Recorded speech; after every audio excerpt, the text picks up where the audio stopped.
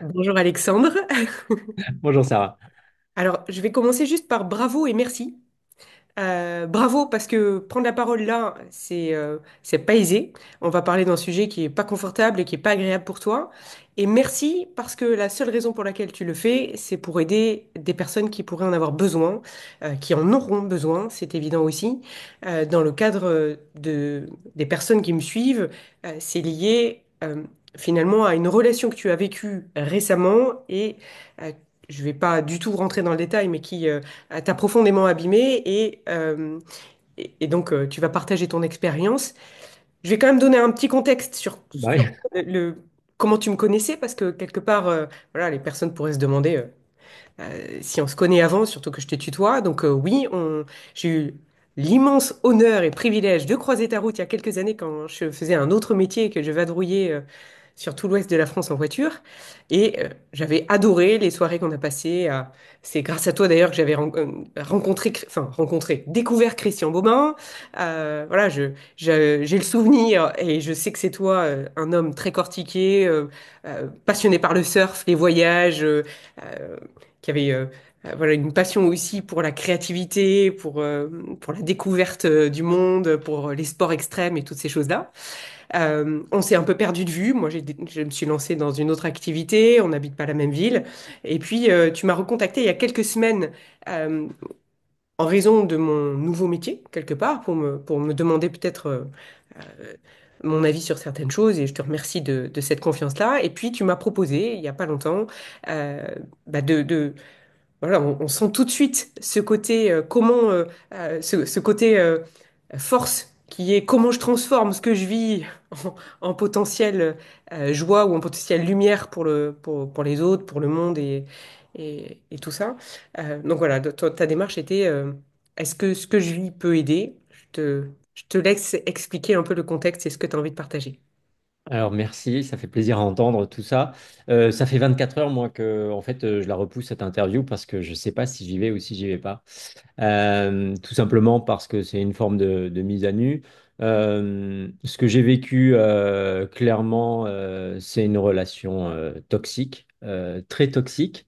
Et le moment où je m'exprime aujourd'hui, c'est une photographie qui sera peut-être différente de ce que je penserai d'ici quelques mois. Mais voilà, cette photographie aujourd'hui, elle est prise 2 mois après la fin de cette relation. Et ces 2 mois ainsi que quelques mois avant sur la fin de la relation m'ont déjà aussi permis de prendre conscience quelque part dans la forme de piège dans lequel j'étais. Et bah, comme tout le monde, je pense, dans le même timing, je souffre aujourd'hui, mais je prends du recul par rapport à cette situation. Et effectivement, sur l'ensemble des contenus qui sont accessibles partout, et d'ailleurs, il ne faut pas se leurrer, il y a tout un marketing autour des sujets de la toxicité, de la perversion narcissique. Je trouve que l'ensemble de ces contenus sont relativement tournés vers celui qu'on va appeler le prédateur et ses processus, mais peu sur comment est-ce qu'on essaye de sortir de tout ça et comment est-ce qu'on essaye aussi de transformer tout ça dans quelque chose de positif. Aujourd'hui, sur le grand escalier qui m'attend, je suis certainement qu'aux premières marches. Ceci étant, j'espère que mon témoignage, moi, peut aider certaines personnes qui sont soit aujourd'hui dans ce type de relation, soit à la fin de cette relation et qui se sentent désemparées hein, et en totale souffrance, ou des personnes qui ont vécu ce type de relation, qui pensent peut-être aussi s'en être remises, et tant mieux, et voir comment mon témoignage peut les aider. Je t'ai contacté toi, j'ai une thérapeute par ailleurs qui m'accompagne, mais tout simplement parce que quand j'ai atterri de cette relation et qu'on a commencé à mettre des mots sur ce que j'avais vécu, j'avais besoin de faire revalider les informations par un regard extérieur. Qu'en aucun cas je t'ai consulté sur une partie avec des vertus thérapeutiques, c'est uniquement pour avoir un regard extérieur et éclairé sur le sujet. Merci. Et je me souviens d'ailleurs que mon regard éclairé sur le sujet avait été euh, assez percutant à l'époque où on avait échangé, parce que justement, et c'est ça qui est hyper précieux dans le partage que tu vas nous faire, ben moi j'ai une vision quelque part euh, de la majorité des relations toxiques, où j'ai une approche qui est de dire, bah oui, les fameux pervers narcissiques, c'est quand même extrêmement rare, parce que très souvent la toxicité, elle vient de part et d'autre et de nos blessures qui s'activent et de nos responsabilités. Néanmoins, bah, les pervers narcissiques, c'est rare, mais ça existe. Et donc, euh, bah, ce que tu as vécu sort du cadre, parfois, de la majorité, justement.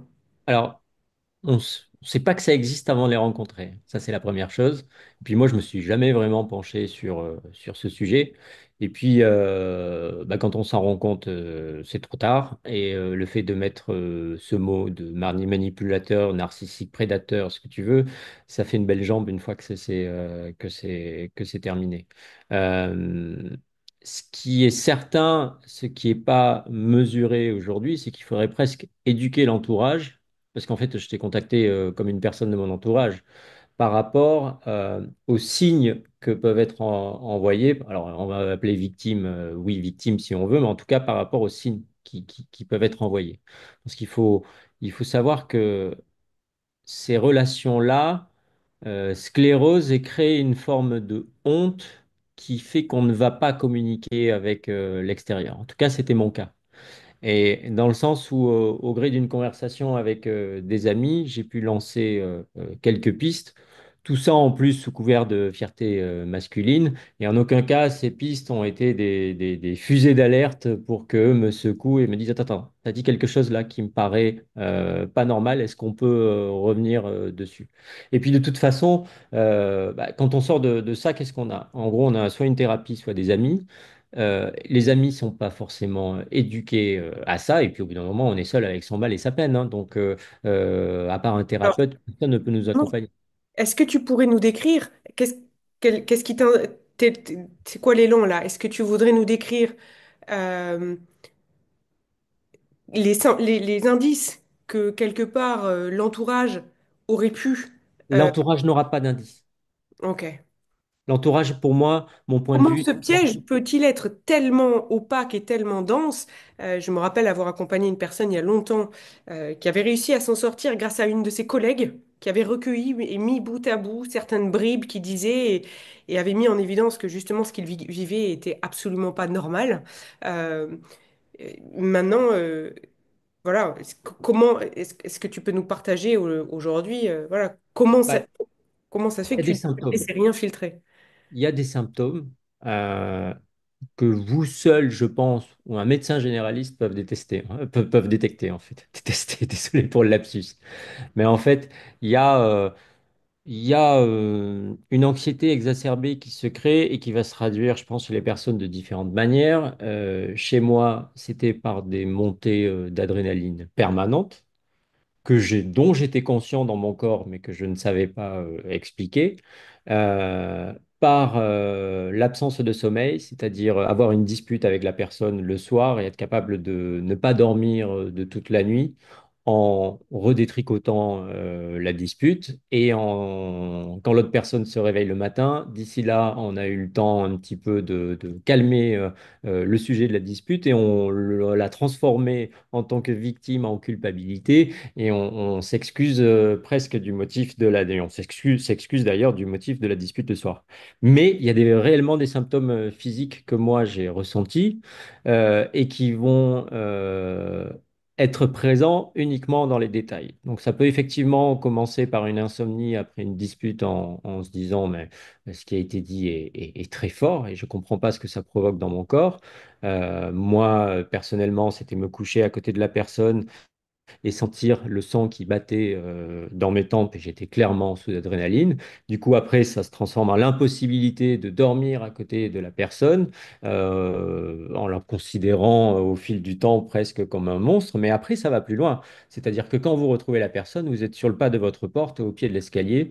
Vous avez un instant de peur avant de monter pour retrouver la personne. Mais ça, c'est pas une chose que vous allez raconter à votre entourage. Mhm. Euh, c'est pas une chose que vous allez raconter avec à vos amis. Et en plus, sous couvert de la culpabilité, parce que vous avez la sensation de mal agir, quoi que vous faites, vous vous dites que le problème finalement vient de vous. Je me considérais que c'était moi qui étais plus en phase avec ce qu'était peut-être le couple aujourd'hui, et c'est moi qui étais à côté de la plaque. en fait, alors que cette relation était à l'opposé de mes valeurs. Pour autant, c'est moi qui emportais, qui m'infligeait la responsabilité de ces échecs. Et donc qui finalement te suradaptait constamment pour essayer de maintenir un semblant d'équilibre. Complètement. Ma manière de m'exprimer, le propos, le contenu de ce que je disais, mes actes, ça va d'acheter un simple vêtement à la manière de cuisiner une omelette. euh, Tout est conditionné par le regard de l'autre personne. Sauf que sa propre identité s'efface et on en ressort de ça en se disant que bah, aujourd'hui, je ne sais plus rien faire par moi et je n'ai plus le truchement, le prisme de l'autre personne pour donner ou pas de la valeur à ce que j'ai fait. Donc là, aujourd'hui, après 2 mois après cette relation, je suis incapable de dire si j'aime telle ou telle couleur, si ce vêtement que je vais m'acheter est bien pour moi ou pas, si telle ou telle chose est de bon goût, si ce plat ou ce vin est bon pour moi ou pas. Hmm. Et alors, je sais que ça fait 2 mois, voilà, tu le dis, tu es accompagné, tu te documentes sur tout ça aussi, quelque part pour reconstruire et te retrouver. Et tu me dis si c'est trop tôt comme question et si la réflexion est pas possible aujourd'hui, mais est-ce qu'avec le recul là, euh, est-ce qu'on est dans le syndrome de Stockholm, hein, sans mettre une étiquette, mais un peu dans ce sentiment de quelque part vouloir séduire son bourreau? Est-ce que c'est qu'il y avait quelque part de l'amour pour cette personne ou pour une facette de cette personne? Qu'est-ce qui, à ton sens, t'a retenu pendant si longtemps dans cette relation malgré toi? Alors, il y a un La peu douleur. des deux. Il y a un peu des deux. À propos du syndrome de Stockholm, l'image que j'avais, c'est quand vous voyez un punk dans la rue, et il est souvent, il est assis dans un coin de rue, il a souvent un animal avec lui. J'avais l'impression que j'étais cet animal qui tantôt était battu et ou tantôt aimé. Et donc, dans mon comportement, j'étais dans les capacités d'agir par rapport à l'autre et par rapport à moi. Je ne savais pas si je voulais fuir ou si au final je venais chercher une récompense. Ces récompenses, au début, c'est 90% du temps, à la fin, c'est 10% du temps. Après, par rapport à l'image de quoi on tombe, de qui on tombe amoureux, en fait, et de quoi on tombe amoureux. Euh, c'est une illusion très forte qui est créée dès le début et qui est expliquée dans tous les contenus qui existent sur ce sujet-là. Et donc, c'est une illusion, c'est un rêve. Et effectivement, je pense que se défaire quelque part d'une personne concrète, c'est quelque part plus facile que se défaire d'un rêve. Et donc, on est alimenté au fil de la relation par la volonté, l'envie de retrouver cette personne qui a existé au début. Et moi, j'ai vécu cette relation comme deux personnes complètement distinctes. Et quand j'ai retrouvé des écrits au fil de ma relation, ce que je demandais, et assez tôt dans la relation, c'est de pouvoir retrouver la personne que j'ai rencontrée au début et que j'identifiais moi-même dans mon langage comme une autre personne que celle avec laquelle je vivais. Pour autant, dans les faits, c'était absolument la même. Hmm.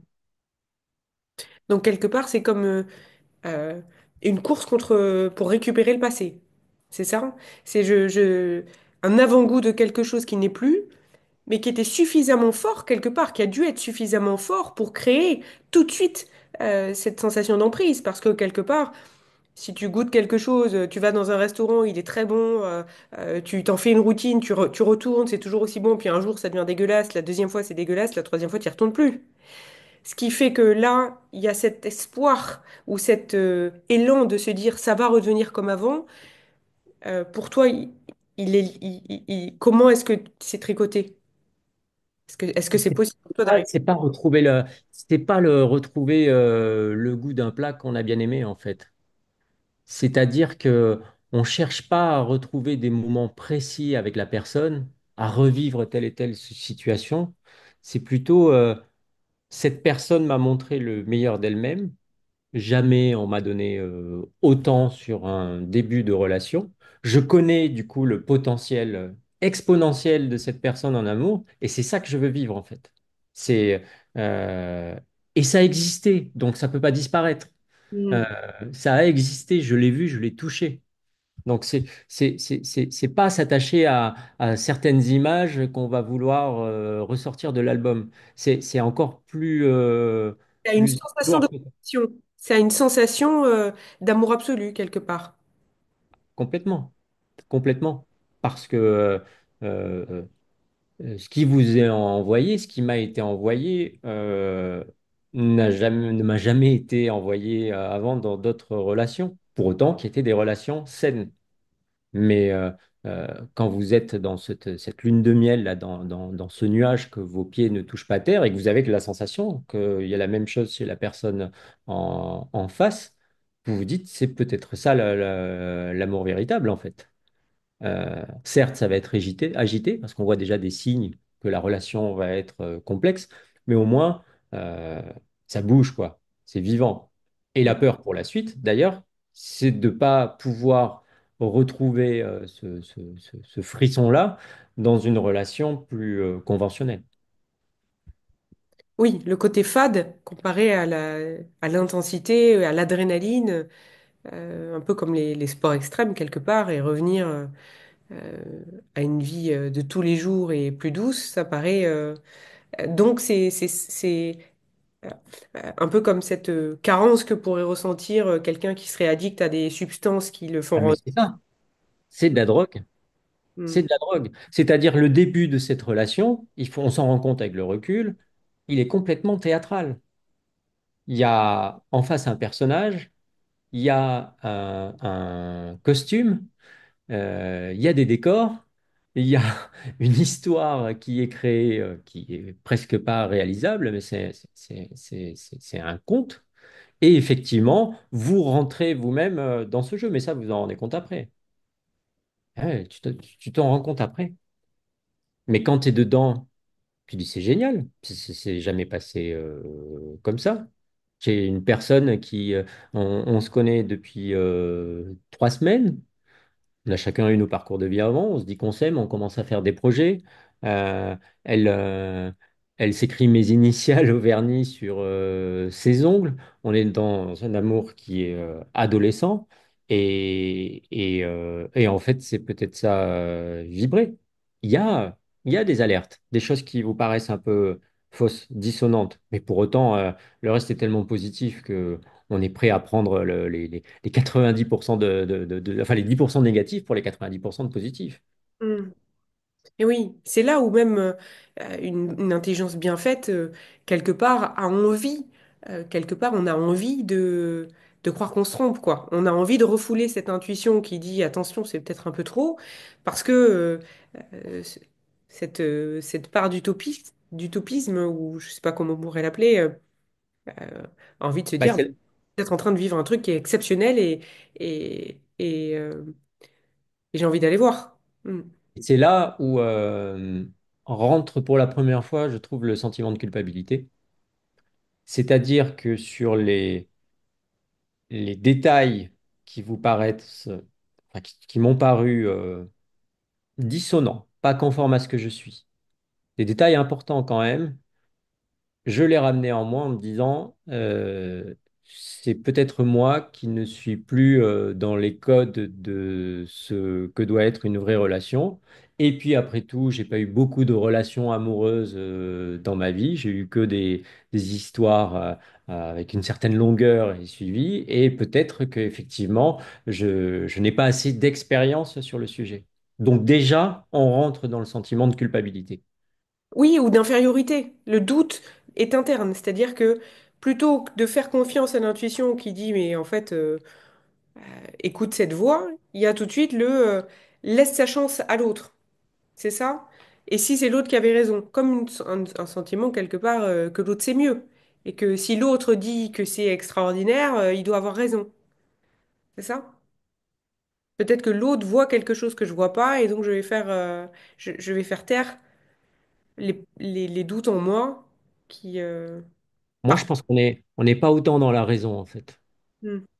Je ne sais pas ce qui guide les émotions, mais en tout cas, on prend que la partie des bonnes molécules à ce moment-là. Et à aucun moment on est en mesure d'analyser ou de prendre le moindre recul sur la situation. Parce on est nourri par de nouvelles émotions. Parce qu'il y a aussi le phénomène hormonal qu'on appelle le désir, qui est un cocktail qui fait que ça aussi, euh, je crois que c'était Kant qui disait que quand on est très dans la passion, on déconnectait de la raison et même de la morale. C'est pour ça que par passion, même dans les films, on peut tuer par amour. Est-ce que c'est vraiment par amour ou est-ce que c'est par passion? Je ne sais pas, mais qui disait que quelque part, on perd l'accès euh, à notre intellect, à notre système rationnel puisqu'on est envahi par quelque chose qui nous aveugle, finalement. On ne sait pas. Tu dis, en 3 semaines, on ne sait pas qui est cet autre. Mais tout semble parfait, tout semble au-dessus de ce que tu as toujours connu, c'est ça? Ouais, mais il y a une petite voix quand même. Il y a une petite voix qui dit ça va un peu trop vite. Et alors, Euh, comment s'y prend l'autre? Ou est-ce que c'est l'autre, ou est-ce que c'est autre chose, pour que cette voix, finalement, on décide de la fermer, de ne pas l'écouter? bah, tous les mécanismes de séduction à tous les niveaux. C'est Euh, le phénomène de récompense dont tu parlais tout à l'heure? euh, je sais même pas si c'est de la récompense parce qu'au début, on n'est même pas dans le système d'échange. C'est-à-dire qu'une telle dose d'amour et d'attention et d'exister aux yeux d'une personne ne- tombe dessus. Et en fait, tu es même pas dans essayer de donner encore plus pour avoir plus parce que tu es presque passif au début dans ce début de relation. Oui, forcément, tu joues le jeu, mais la personne en face va encore plus vite et plus fort que ce que tu avais imaginé. Donc, à aucun moment, j'ai senti qu'on était dans un système d'échange sur le début. Plus une aspiration quelque part, que tu t'es senti entraîné, c'est ça? Ouais, ouais, ouais. Et puis le fait d'être euh, une priorité absolue aux yeux d'une personne qui, le temps de cette première partie de la rencontre, va sacrifier euh, son travail, ses amis, sa famille pour te consacrer tout son temps. Et donc, euh, toi, ben, inévitablement, tu fais un petit peu la même chose. Parce que tu te laisses porter. Moi, j'ai ma société, c'était une rencontre qui a été au mois de mars. Ma société était en pilote automatique pendant au moins 3 à 4 mois. C'est-à-dire que j'étais pas du tout concentré dessus. Mes enfants s'adaptaient à mon planning qui était lié à la rencontre avec cette personne. Du coup, on voyage beaucoup, on fait plein de projets. On n'habitait pas au même endroit en plus, entre Paris et le sud de la France, donc on passe son temps dans les trains, mais tout est réalisable, tous les rêves sont réalisables. Mhm. Et on n'a plus le sens de ces réalités-là. On n'a plus le sens de comment je vais faire pour garder mes enfants. Bon, ça va, ils sont un petit peu grands, mais qui va s'en occuper? On trouve des solutions à tout. Et oui, oui, et puis on met tous les moyens, toutes les finances pour pouvoir euh, vivre, vivre ce bout d'histoire. Et donc forcément, c'est tellement intense. Donc on se dit que forcément, cette relation va atterrir un petit peu à un moment, mais il y a tellement de beauté qui a été créée que ça ne peut que nous accompagner sur une destinée qui va être très longue. On se projette déjà sur une fin de vie avec cette personne parce que tout est beau. Donc, en fait, ça ressemble à une sorte d'investissement au départ, pas d'un sacrifice, quoi. On se dit, c'est normal, c'est le fuel dont tu as besoin ce lancement d'histoire, quoi. Oui, oui, oui. Investissement, non, parce que pour le coup, c'est très bancaire. En termes d'investissement, ouais, ça doit être mon Mais, T'as mais en raison. tout cas, on fait all-in sur ce type de relation. On fait tapis. Il n'y a plus de contraintes d'argent, de temps, de travail. Ça devient une priorité. Tu disais même vital, quoi. Oui, alors, Que tu, euh, quand vital, mais on n'a pas envie à ce moment-là. On, on- on plane. Chacun est sur le toit du monde. Et forcément, inévitablement, la famille, les amis passent après parce qu'on a envie que de respirer l'air de l'autre et puis c'est réciproque, on sent que c'est réciproque aussi. Et cette sensation que c'est réciproque, elle te paraît, euh, avec le recul, est-ce qu'elle te paraît surjouée? Est-ce que tu as la sensation que c'était une sorte de piège? Ou est-ce que tu as la sensation que quelque part c'était réel et que le piège est arrivé après? Alors, je pense pas que chez la personne en face, le piège soit créé à l'avance. En revanche, je pense pas qu'il soit écrit. Mais en revanche, je pense que le mécanisme, je suis certainement pas la première personne avec laquelle le mécanisme s'est mis en place, et je pense que le mécanisme existe déjà, en fait. Et les seuls changements qui vont être dans le mécanisme, c'est peut-être la durée de cette lune de miel et comment, après, la période plus, comment dire, la suite, la partie blessante du mécanisme va se mettre en place. Ok. Ok, oui, parce que tu disais, alors il y a deux choses que j'avais envie de te poser comme question. La première, c'est juste avant qu'on enregistre là, tu me faisais une comparaison que je trouvais assez pertinente avec cette femme qui s'est fait escroquer par un faux Brad Pitt, où quelque part, bah, il lui aurait donné une telle sensation agréable d'exister, une telle attention que elle a eu envie de tout donner pour que que ce rêve fonctionne. Tu peux Ouais, alors moi je aller nuance par rapport à ça. Parce que de l'extérieur, on peut passer un peu pour le dindon de la farce, hein. Les gens pourraient penser, bah, il s'est bien fait avoir, tant pis pour lui. C'est pour ça que j'ai précisé qu'au départ, moi, je t'ai connu et, avant, et donc je sais que tu es un mec hyper équilibré, intelligent, enfin que c'est Ah, pas, tu vois, c'est pas un... mon point de vue est différent parce que euh, la personne qui a escroqué Brad Pitt, enfin qui a escroqué la victime de Brad Pitt, vous avez compris, elle savait qu'elle allait escroquer. Sauf que quand vous êtes en face de ce type de profil, ce profil n'a pas conscience de son comportement en fait. Il n'a pas conscience Pas l'impression de de départ. son machiavélisme en fait. Hmm. Donc là-dessus, euh, je nuancerai, ouais. C'est pas la même chose. C'est pas la même chose. Et encore une fois, je le dis, tu tombes amoureux d'une personne qui va être complètement différente de celle de la suite. Sauf que tu vis dans l'illusion de la personne du début. Donc, c'est pas une arnaque en fait. Et c'est beaucoup plus vicieux que ça. Dans le sens où c'est vraiment diffus au quotidien. C'est c'est par dose homéopathique que la manipulation se met en place. Il y a des étapes clés, des moments qui sont un peu chocs. Hmm. Les premiers arrivent très tôt et on se dit, ah ça c'est, Donne un exemple. elle est dure. J'en ai des milliers d'exemples. C'est ça qui est difficile.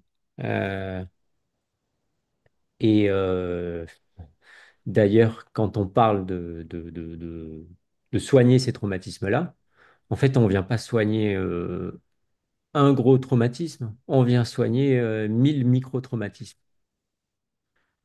qui font que à chaque fois qu'on redémarre cette vie d'après, chaque situation du quotidien réveille un traumatisme qu'on a vu avec, enfin qu'on a vécu avec la personne. Euh, et ça va dans chaque étape du lever le matin jusqu'à ce qu'on se couche le soir, que l'on reste à la maison, que l'on travaille ou que, on parte en voyage. Euh, j'ai envie d'être pudique sur les traumatismes que j'ai vécus, donc donner un exemple, je peux en donner un. Je ne sais pas si je vais le, je sais pas si on le gardera. Alors, le dis pas Là, si... là, il y a une chose qui m'a beaucoup marqué. Ouais. Euh, au bout de, je devais faire 2 semaines, 3 semaines qu'on était ensemble. On est parti en week-end prolongé à New York. Et on était sur ce pont-là, le Brooklyn Bridge, voilà, sur la voie piétonne. Son lacet s'est défait et elle m'a demandé de refaire son lacet. Et donc, sans même lever son pied pour se mettre sur un banc ou quelque chose comme ça. Son pied était au sol. Et donc, je me suis baissé. Il y avait le flot des touristes qui passaient à côté pour refaire son lacet. Et à partir du moment où je me suis baissé en lui souriant, pas de problème, je te fais ton lacet, j'ai trouvé cette situation très dégradante. Hmm. Je, Très très juste ce que tu dis, c'est-à-dire qu'en fait, mais comme tu l'as fait, c'est comme s'il y a quelque chose qui crante, tu vois? C'est peut-être ça. C'est tiens, là je peux demander ça et après ça va être jusqu'où je peux aller. C'est ça? Après c'est La l'escalade. suite, je l'ai eu après, ça a été sur une première remarque toxique. Elle a, il se trouve que cette femme est l'ex-compagne d'un de mes amis. C'était une relation antérieure. Il y a eu un gap de 5 ans entre les deux relations et on l'a fait dans les règles de l'art, vu que j'ai demandé à mon ami si ça lui posait un problème que j'avance avec cette femme. Et ils avaient un appartement ensemble à Boulogne-Billancourt. Elle m'a demandé de venir avec elle pour l'aider à je ne sais plus quoi, chercher quelque chose dans la cave, bref, une broutille. Et quand on est rentré euh, dans le hall de cet immeuble, elle m'a pointé avec le doigt leurs deux noms sur la boîte aux lettres, où il y avait donc son nom de famille à elle et celui de mon ami. Alors on va dire que au début vous dites, mais je suis réagi. Euh, Quel est l'intérêt de faire ce type Y a-t-il une gratuité maladroite ou autre chose derrière? Sauf que le révélateur, après des 2 ans de relation qu'on a vécu ensemble, c'est qu'il y a une différence entre faire quelque chose ou dire quelque chose et que je le prenne mal pour mes raisons, ou faire une action que je prends mal parce qu'elle a la volonté de me blesser. Et c'est ça, c'est sur ces critères-là que par la suite, j'ai pu décortiquer et découper l'ensemble de ces comportements, à savoir si j'avais l'intime conviction plus profond de moi à la sortie de cette relation, si chacune de ces actions avait été faite par maladresse, Ou par intention de nuire. Ou de par fragilité. intention. Hmm. Et après, euh, je rencontre ses parents qui viennent de l'étranger, on ne parle pas la même langue, elle joue les interprètes toute la journée. Et à la fin de la journée, elle me dit, bah, écoute, c'était peut-être pas une bonne idée que tu rencontres mes parents, j'étais pas dans une position confortable. Ok, vous-même, vous avez senti un peu la tension au fil de la journée. Et 2 jours après, son ex-mari, moi j'étais parti en déplacement, revoit donc ses ex-beaux-parents. Et elle vous dit, bah, il est venu, on a passé une journée formidable, on a rigolé toute la journée. Vous dites, Ex-mari, qui est ton ami ou un autre? non, non, non, un autre. Un autre. Et là, vous dites, tiens, ça fait pas plaisir à entendre. Parce que ça vous ramène, est-ce que je me suis mal comporté? Est-ce que j'ai pas été à la hauteur? Et mince, je suis pas là, il s'éclate. Et Hmm. vous dites, bah, c'est moi qui ai été défaillant. Et ça va plus loin, ça continue. Euh, bah, après, je peux dérouler toute l'histoire comme ça avec 1000 exemples qui, pour le coup, là, on était vraiment sur des détails qui vont devenir plus difficiles pour moi à vivre, mais qui ont été pour moi qui ont réveillé un instinct qui m'a bloqué dans toutes les étapes de construction d'une vraie vie de couple après. C'est-à-dire à savoir euh, une proposition de mariage que je n'ai jamais faite parce qu'il y a des choses plus fortes qui se sont passées et aussi le projet d'avoir un enfant qui est resté bloqué chez moi par un côté instinctif qui m'a dit de ne pas y aller. Hmm. Il m'a dit de ne pas y aller. Alors que mon schéma personnel et initial fait d'amour et de construire une maison, de mettre une enfin, avec un beau toit et de mettre toute la famille dessous et de construire sans se poser aucune question et que tout le monde nourrisse ce foyer et que tout le monde vive dans cette bulle de sécurité. Mais cette bulle de sécurité, vous ne l'avez à aucun moment parce que la personne commence à vous faire comprendre que si vous ne répondez pas à ses attentes, soit vous allez souffrir, soit elle prendra la fuite ou elle ira trouver mieux ailleurs. Et j'ai eu deux épisodes marquants avant qu'on rentre sur la partie construction que moi, je n'ai pas souhaité activer. Il y en a même eu plusieurs, mais ça a été une frustration. Elle voit les premiers flocons de neige qui tombent sur les stations au mois de décembre. Et elle dit, bah, d'habitude, je pars avec un ami au ski. Donc, est-ce que ça te pose problème si je pars skier avec cet ami? Euh, oui. Oui, ça me pose problème, d'autant plus que c'est la personne à qui tu as dit que quand on était ensemble, il t'a répondu tant pis pour moi. Donc oui, ça me pose un problème dans ce sens. Et comme vous vous sentez pris en étau, bah, vous vous dépêchez de caler un week-end au ski pour satisfaire son besoin de ski et pour quelque part pas qu'elle aille skier avec quelqu'un d'autre. Mais la vraie réaction, c'est ce que j'aurais dû avoir et qui pourtant était écrite au fond de moi. C'était on est ensemble, on n'est pas ensemble, on se soutient, on décide du timing de ce que l'on fait ensemble. Tu accepterais que j'aille aller skier avec une amie avec qui je vais skier chaque année et qui potentiellement avait envie d'être avec moi, sauf qu'on n'est pas en mesure de l'activer. Et d'autres épisodes comme ça par la suite, de plus en plus enfin, grandissants, quoi, tout simplement.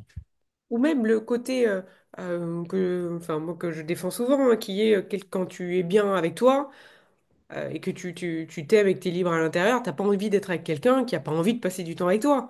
Donc quelque part, tu sais, avec le recul, hein, et là c'est facile de ma place, hein, je fais la comparaison. Euh, bah, et même la version de toi que je connais aurait dit, bah, si t'as pas envie d'y aller avec moi, que t'as envie d'aller avec quelqu'un d'autre, bah, bonne route, quoi. Ouais, c'est ça. Mais je l'ai jamais, elle est plus ressortie. Comment? Elle n'est jamais ressortie, cette version de moi, qui est la vraie version. C'est ça, c'est que ce qui est fou, c'est que quelque part, cette estime de toi, cet élan de liberté intérieure est tellement criblé que bah, c'est ça qui est fou. C'est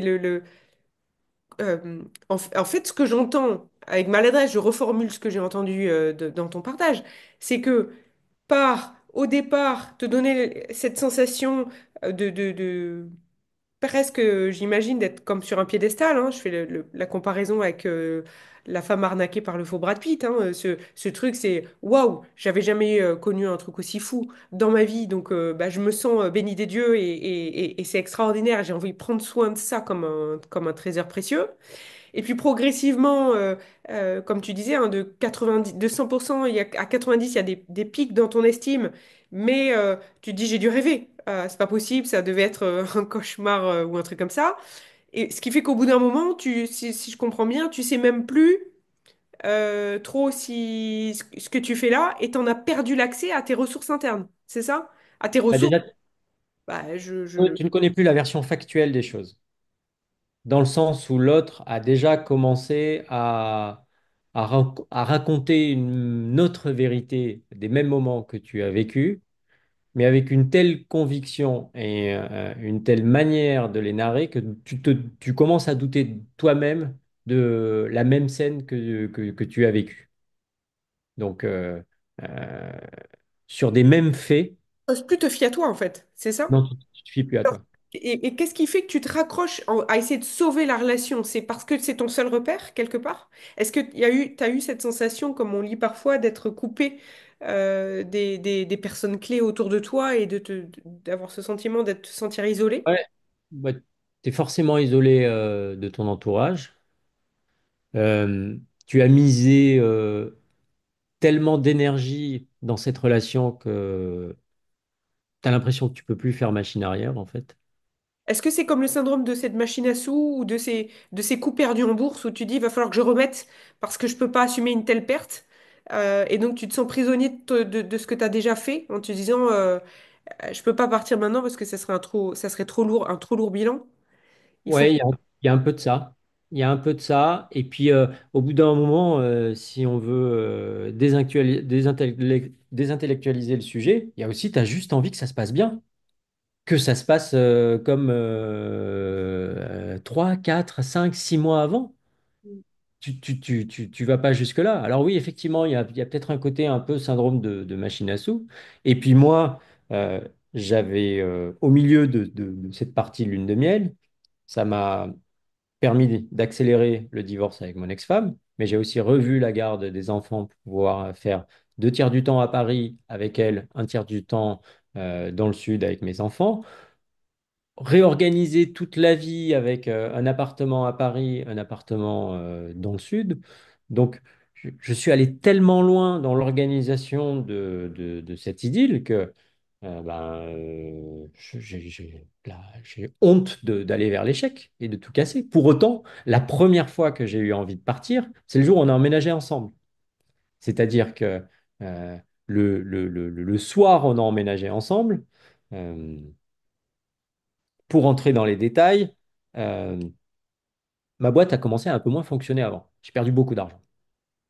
Mais bon, c'est la vie d'une entreprise. Est-ce que tu consacrais plus de temps, tu l'as dit tout à l'heure, tu l'as mis un peu en pilote automatique. Oui, elle était en pilote automatique et puis j'ai fait aussi des erreurs, un mauvais recrutement. La société commence à moins fonctionner. Donc, elle perd de l'argent. Donc, quelque part, il faut fermer les vannes. J'ai toujours cette société aujourd'hui, elle tourne. Et puis, voilà, j'ai su réagir par rapport à ça. Accessoirement, euh, je venais de divorcer, donc une première partie de prestations compensatoires qui se rajoute là-dessus, et plus une condamnation pour une vente sur un bien immobilier où l'acheteur n'était pas content, donc une triple peine qui passe par-dessus. Donc au bout d'un moment, on est quand même confronté à des réalités financières. Et, pour autant, je baisse pas pavillon sur le projet et je décide quand même d'aller au bout de ce projet d'appartement, même si ça fragilisait quelque part mon économie. L'envie, c'était de vivre ensemble et puis on allait, quoi qu'il en soit, aller vers des jours meilleurs. Sauf que j'achète mes placards Ikea, ou on les commande, mais c'est moi qui vais les monter, les placards. Et donc, je passe ma journée recroquevillée avec mes tournevis à monter les placards. Et à la fin de la journée, les placards sont dressés dans cet appartement dans lequel on emménage ensemble le jour même. Et j'ai un petit peu de fierté d'avoir fait ce travail qui est relativement fastidieux. Et donc, je me tourne vers elle en disant, bah voilà, j'ai monté les placards. J'espère que ça te fait plaisir. Et la réaction que j'ai en face, c'est la réaction que j'attendais moi, c'est super, merci mon chéri. Et je sais qu'en ce moment, tu es au max de ce que tu peux faire. Maintenant, on est deux et dis-toi que toute la vie va être plus confortable. Et ça a été la réaction contraire qui a été, tu sais, dans mes précédents déménagements, tout m'a toujours été payé et je n'ai jamais fait ça. Donc ça a été, waouh, je t'enfonce la tête sous l'eau. Hmm. Et avec une petite phrase en plus qui traîne, je croyais que tu gérais mieux tes affaires, je croyais que tu gérais mieux ta société. Donc, dans la symbolique du jour où on emménage ensemble, où on va passer la première nuit dans notre nouvel appartement, juste avant de dormir, je prends cette phrase. Donc, Avec quelqu'un qui est là pour le meilleur et que le meilleur, quoi. exactement. Hmm. On se couche, elle se couche, je fais semblant de me coucher.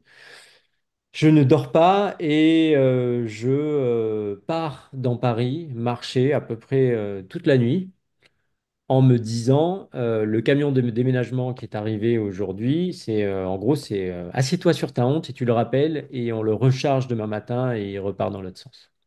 Et là, vous vous dites que cette réaction est déraisonnable. Et c'est vous qui n'êtes pas dans le vrai. Et donc, vous passez dessus.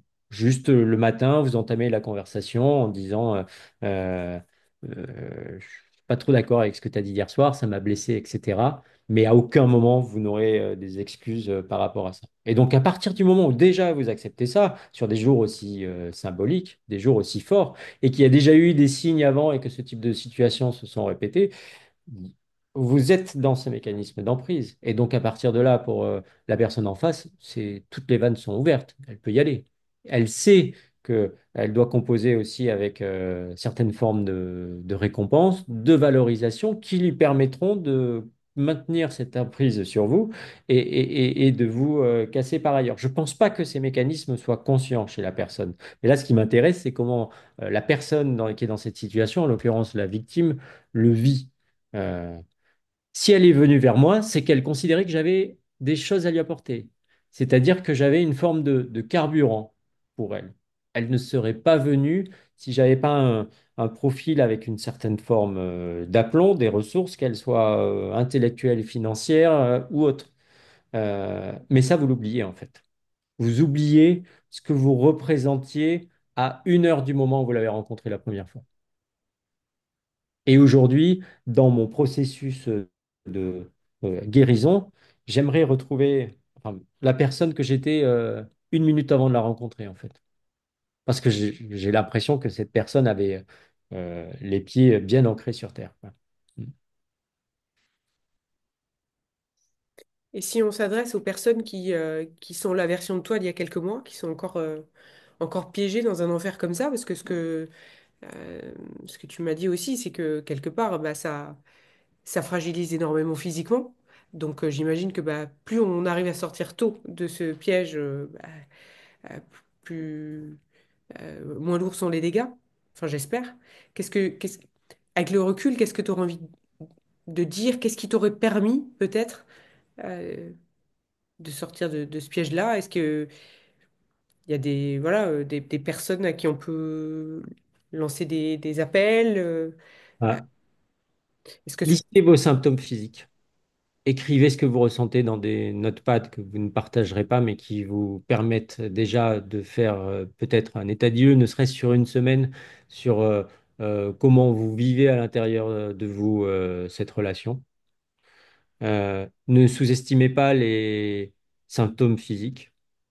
Pour ce qui me concernait, c'était manque de sommeil, montée d'adrénaline permanente lors de différentes attaques et perte d'acuité visuelle que j'ai retrouvée après, même perte du verbe, c'est-à-dire que je me suis surpris à bégayer certains mots alors que d'une manière générale, ma manière de m'exprimer est plutôt fluide. Voilà. Euh, Partagez-le avec vos amis, mais partagez la vérité en fait. Partagez ce que vous n'osez pas dire. Euh, Qu'est-ce qui t'empêche? Ta volonté de la protéger? Ce qui m'empêchait, le contexte était particulier, c'est que cette personne existait déjà dans l'écosystème du groupe d'amis. Donc, euh, pour autant, elle n'avait pas été validée par mes meilleurs amis. Et d'ailleurs, mes meilleurs amis m'avaient envoyé quelques signaux d'alerte, mais que je n'avais pas voulu écouter. Donc, quelque part, ça a faussé mon jugement parce que quand je me suis renseigné sur elle, de son ex, j'avais eu une validation, quelque part. Et j'avais eu aussi, malgré elle, une validation de mon ex-femme parce que quand elle l'avait rencontré peut-être 10 ans avant, elle avait dit c'est une chouette personne. Forcément, c'est une personne qui est dans la séduction, donc quand vous la rencontrez sur 2 heures, c'est formidable. Mais euh, n'ayez pas honte de dire à votre entourage ce qui se passe vraiment et noter les faits dans une situation. Parce qu'avec la manière de déformer la réalité que va avoir cette personne, vous en perdez les faits. Notez les faits des situations telles que vous les avez vécues. Ouais, très Et juste. Et, après, prendre un pro, prendre un thérapeute, mais ne le dire à personne. Ne surtout pas s'adresser à votre conjoint en lui disant, j'ai des doutes sur ta personnalité et je pense que tu me manipules. Déjà parce que certainement vous n'en aurez pas conscience et en plus, vous ne pouvez rien pour cette personne. ouais. Et peut-être aussi aller à faire la paix avec la part de nous qui a honte, justement, qui se dit, bah mince alors, comment j'ai pu me faire avoir, ou mince alors, j'ai pas écouté mes meilleurs amis qui me connaissent depuis des années, et faire la paix avec cette part de là, parce que ça nous arrive à tous, hein, finalement, personne n'est parfait, et justement, c'est parce qu'on a des ombres et des parts qu'on refoule qu'on se met en danger, c'est donc accepter que, voilà, il y a une part de nous avec laquelle on n'est pas OK, c'est celle qui a honte, qui n'a pas écouté et qui s'en veut, et aller demander de l'aide à ses amis, peut-être. Mm. Si vous avez des doutes aussi sur la personne, une chose que j'ai vue nulle part ailleurs, et c'est le conseil que je peux donner, je ne parle pas d'espionnage, mais essayez de voir cette personne dans d'autres situations qu'avec vous, sans qu'elle le sache. Par exemple, cette personne, une fois, m'a adressé par WhatsApp des messages qui ne m'étaient pas destinés, qui étaient destinés à une de ses amies. Donc, c'était trois, quatre messages qui ont suivi, dans lesquels j'ai pas forcément compris le propos, mais en revanche, je voyais dans le ton que c'était peut-être une toute autre personne qui avait écrit ces messages. Dans dans le côté sec, directif des phrases. Donc, je voyais déjà qu'il y avait une adaptation des personnalités en fonction des gens avec qui elle échangeait. Ça m'avait surpris. Euh, je l'ai vu aussi dans son environnement de travail. Je veux dire Et qu'il là, j'ai vu un autre masque. n'y avait pas la séduction, quoi. Qu'il y avait certaines relations, c'était presque sans filtre. Enfin, sans chercher à plaire, quoi. C'était presque de la supériorité ou de la On domination. cherchait à plaire de manière directive et même avec un vocabulaire qui était plus vulgaire, quoi. Euh, et de la même manière, je l'ai vu dans son univers de travail, peu, et là, c'était encore un autre masque, à tel point que je l'ai presque pas reconnu. C'est-à-dire que c'était une autre manière de s'adapter aux gens, mais à aucun moment c'était pas, c'était comment dire, juste les codes du travail et tu n'as rien à faire dans mon univers professionnel. Je garde un peu de distance, je suis concentré auprès de mes clients. Non, non, non, c'était pour le coup une autre personnalité, une autre personne. Il faut être vigilant à ça. Je pense qu'il faut être vigilant aussi à, aux signes, à la manière dont ces personnes se comportent avec des subalternes. Alors, subalternes, on ne les voit pas forcément avec leurs employés, mais par exemple, si elle est dans un univers où se considère qu'elle est au-dessus d'une autre personne, comme au restaurant, par exemple, avec un serveur, bien analyser la manière dont cette personne va s'adresser au serveur, le changement de voix, comment il va s'opérer, est-ce qu'il va y avoir la condescendance, du respect ou pas. Ça, ce sont des signes qui ne trompent pas. Et ça, tu t'en es aperçu trop tard? Non, tout ce qu'on dit là, je l'ai réalisé en sortant. On a vécu 2 ans de relation et les 6 derniers mois, mon instinct me disait, c'est plus possible. Essaye de t'échapper et je n'y arrivais pas. Donc, on va dire que j'ai laissé la relation s'étioler sans pour autant la dégrader jusqu'à la fin et c'est elle qui a pris cette décision. Mais cette décision, c'est elle qui l'a prise à partir du moment où elle n'avait plus d'influence sur mes décisions essentielles, comme l'achat d'une voiture, l'achat d'un appartement, que je commençais à créer ma porte de sortie et que je ne voulais plus la consulter sur ces décisions. Et d'autres choses aussi, où elle a vu que j'étais tellement, euh, on va dire, poli ou multi-traumatisé par l'ensemble de ces attaques qu'elle m'a sorti des phrases horribles, moches, mais qui, au bout d'un moment, n'affectaient plus mon expression sur le visage.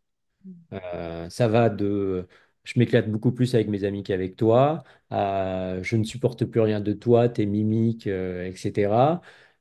Suivi le lendemain de je t'aime, hein, voilà. De se faire traiter de connard. Et quand vous arrivez à. Parce que vous en avez reçu tellement qu'au bout d'un moment, vous arrivez à le digérer et à le garder dans un coin, votre cœur s'emballe, mais votre expression de visage ne change pas. La, la personne en face, enfin, elle a compris que l'emprise ne fonctionnait pas. Pour autant, j'étais toujours sous emprise. Hmm. Ouais, c'est finalement une sorte de relent de survie que euh, ça me fait penser un peu à ces animaux qui, à un moment donné, font les morts pour avoir l'espoir que d'être relâchés. Que l'animal, c'est le prédateur, justement, se dise, bon, c'est bon, finalement, les C'est un morts, peu ça. et avoir l'opportunité de... Attention, hein, parce que ces moments, vous les encaissez quand même, hein. Comment? Ces moments, tu les encaisses quand même. T'es pas indifférent à ça. Ça te bouffe, ça Mm. te ronge. Tu as un feu à l'intérieur de toi. Mm. Après, il faut s'en sortir. Donc après, la première chose, quand vous actez la séparation, c'est le début d'une nouvelle respiration. Ça dure une demi-journée. Et après, je trouve que le plus dur est à venir parce que dans tout ce qui est listé sur ce type de comportement, de narcissisme, d'emprisme, il y a une vraie notice qui existe quelque part. Et il y a plein de professionnels qui travaillent sur le sujet et qui mettent leurs informations à disposition. Et vous vous rendez compte que tout ce qui est écrit dans la notice, vous l'avez après. C'est-à-dire que cette personne ne va pas vous lâché, dans le sens où une semaine après la rupture, je recevais une photo d'elle où elle me montrait ses nouvelles lunettes. C'est pour que quelque part recevoir une flatterie, un compliment. Et moi, à ce moment-là, j'étais encore dans l'illusion de cette relation du début, donc je veux la retrouver. On remet tout à plat, on repart de zéro, etc. Donc on passe par diverses phases. Je dirais que j'ai vécu euh, 1 à 2 semaines de on repart à zéro. Je veux, je veux qu'on reparte. Après, son comportement a fait que euh, elle m'a quelque part dégoûté. Comportement sur les réseaux sociaux, en criant au monde, en gros, je suis célibataire et regardez ma plastique, sachant que tout est faux. Voilà. Et tout est théâtralisé. Euh, et après, vous passez par les différentes étapes, on va dire, d'un deuil de couple qui sont caractérisées. Pour autant, il y a une couche essentielle qui vient se rajouter par-dessus, c'est la perte de ses valeurs et de l'estime de soi. C'est-à-dire être incapable de dire aujourd'hui, euh, voilà ce que je suis, voilà ce que j'aime. Mm. Oui, c'est ce que tu disais tout à l'heure. Voilà, être capable de choisir ce dont j'ai envie de manger ou quelle couleur de t-shirt je vais mettre. Et tu as dit quelque chose de très intéressant et que je voudrais mettre en lumière pour les personnes justement qui en auraient besoin. C'est que une des émotions qui aide à sortir de l'emprise et du pouvoir d'attraction de quelqu'un, c'est le dégoût. C'est euh, d'aller chercher les moyens d'augmenter le dégoût d'une personne, augmente notre pouvoir de nous décrocher, entre guillemets. Voilà, ça c'est pour ça que je voulais le partager parce que sinon, ce qu'on va garder, c'est justement le filtre, euh, euh, l'empreinte aussi au niveau neurologique, et donc la sensation quand même de manque. Euh, Si tu augmentes, et il y a des techniques de PNL qui permettent d'augmenter ça, euh, la manière dont tu te parles, la sélection de souvenirs que tu vas garder, qui permettent finalement... Ouais, alors j'ai pas vécu comme ça en me disant euh, tu vas la diaboliser pour t'en défaire. Ça s'est pas réellement passé comme ça en fait, parce que vous avez vous avez enfoui tellement de choses factuelles et de vérités qu'en fait ils pop dans votre mémoire. Ah, mais oui, mais il y avait eu ça, comment j'ai pu passer à côté? Tout simplement le fait de vous baisser pour faire un lacet. Oh, mais c'était tellement énorme. Comment j'ai pu laisser faire ça? C'est-à-dire qu'à aucun moment vous vous dites, allez, je mets tout le mal sur un papier et je construis mon détachement là-dessus. Non, c'est chaque jour. Et 2 mois après, il y a encore des choses qui ressortent. Et dans ma thérapie, je fais de l'EFT pour le contrôle des émotions, de l'hypnose pour faire travailler mon subconscient et aussi de l'EMDR pour en gros ouvrir la porte de la cave et sortir un petit peu tout ce qu'il y avait dans la cave. Sauf que maintenant, la porte est ouverte. Donc au bout d'un moment, la source est tarie. Vous avez, donc j'ai peut-être listé 200 épisodes qui m'ont marqué de cette relation sur des choses aussi infimes que j'ai pu raconter en intro sur les boîtes aux lettres que des choses plus sérieuses, plus graves. Et quand ça, c'est fini, maintenant, ça s'attaque à mes rêves. C'est-à-dire que cette emprise vient jusqu'à polluer mon sommeil. Le sommeil du début de séparation était inexistant parce que vous êtes dans une sorte de tsunami émotionnel, pour reprendre une de tes expressions. Mais après, vous vous couchez normalement, sauf que vous ne savez pas ce qui va vous arriver pendant la nuit. Donc ça va de rêves de rencontres qui se réveillez en sursaut parce que vous croisez son regard et vous êtes sous adrénaline, de rêves où vous vous réveillez en pleurs sans expliquer pourquoi vous pleuriez dans votre rêve, ou de rêves qui sont pas liés à elle et que je n'ai jamais fait, qui vous emmènent dans différents univers. Et quand je dis rêve, il s'agit bien de cauchemar parce que l'issue est un cauchemar. Mais à aucun moment vous vous dites, je mets tout sur un papier et ça va, je vais capitaliser là-dessus. Non, non, non, ça sort comme des, des bulles d'une eau frémissante, vous voyez? Et vous dites, mais ça, c'était il y a 1 an et demi, ça me ressort maintenant. Comment j'ai pu passer à côté de ça? Mm. Je crois que l'étape de l'acceptation et du pardon sont les premières marches indispensables Mais pardonner à qui? à soi. Ouais. Ouais. Bah, Et oui, pardonner à la version de nous qui a fait exactement du mieux qu'elle pouvait au moment où elle l'a vécu. Et, euh, et justement, de se réconcilier avec ses ombres en soi, avec la part dont on a honte, avec la part fragile, avec la part qui rêvait d'amour, qui rêvait de passion, qui rêvait de tout ça, et aller quelque part, je le dis, ça peut paraître un peu bisounours, mais je dis souvent, voilà, aller se donner de l'amour à soi. Euh, et pour se réconcilier finalement avec ces pardons, c'est un peu comme nos racines, hein, pour reprendre la métaphore de Carl Gustav Jung. Ce sont nos racines qui vont nous réancrer. Parce que pour l'instant, sinon, on est un peu devenu complètement balayé par le vent et on ne sait plus trop dans quelle direction aller. C'est ce que tu dis. j'écarte pas ma part de responsabilité dans cette relation. Un couple, ça se fait, ça se fait à deux, mais pour autant, moi, je considère que ma part de responsabilité, elle a été faite sur une bonne intention, que je trouve qui est un peu candide, mais c'était juste que ça se passe bien, en Mm. fait. Et euh, j'avais jamais eu ce type de relation auparavant, donc quelque part, aucune expérience. Maintenant, sur les prochaines, forcément, je sais à quoi m'attendre. Mm. Je, je- Et c'est je- juste ce que je te souhaite, c'est cette réconciliation, ce pardon, cette libération. euh, pour pas laisser le pouvoir au passé d'influencer ton futur non plus dans une défiance euh, quelconque de ce que la vie pourrait à nouveau mettre sur ton chemin.